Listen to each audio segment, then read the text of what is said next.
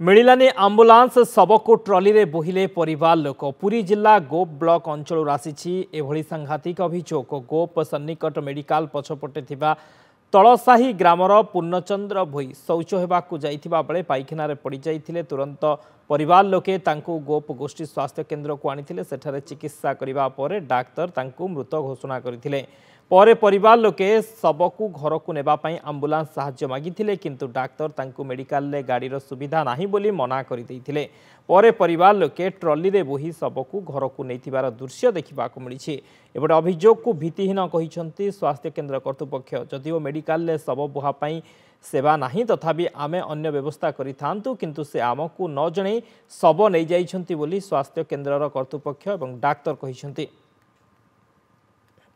दुखद होशा सरकार जो केमी कार्य कर हास्यास्पद गोप मेडिकल रे कौन आम गोटे शव नापी किसी ना व्यवस्था ना निमापड़ा मेडिकल व्यवस्था नहीं गोप मेडिकल व्यवस्था ना सबुदिन आमर एटिक आसुँच उपमुख्यमंत्री ये उपमुख्यमंत्री एरिया से गोप प्रतिदिन आसुँच कोणार्क प्रतिदिन आसुँच एवं पूरा 2 दिन तक गोप भत्ता बांटे बाटे आसते गंडगोल होती से भत्ता बांटा पलि आसुँच कि हेराज माने आम स्वास्थ्य केन्द्र अवस्था किपर अच्छे कहीं विजिट करूना तो यहाँ निश्चित भाव में सभ्य समाज प्रति गोटे अंगुली निर्देश करुच्ची जे गोटे शव को सम्मान मिलवा आम धार्मिक परंपरा तथा संविधान में गोटे मला पर लोक को सम्मान मिलवा निहाती दरकार।